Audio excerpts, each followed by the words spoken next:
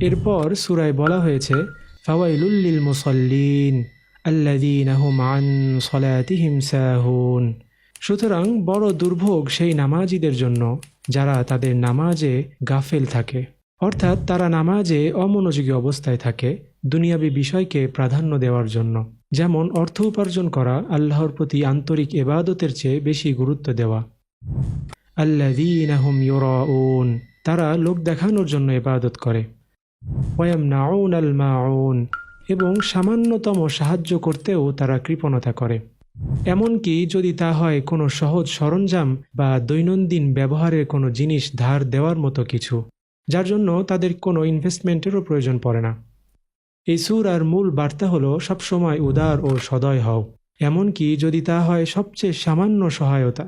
যাদের সবচেয়ে বেশি প্রয়োজন তাদের প্রতি করুণা দেখাও, এবং প্রতিটি নামাজে উপস্থিত থেকো আন্তরিকতা ও মনোযোগের সাথে, যা আমাদেরকে একজন উত্তম মানুষ হতে সাহায্য করে।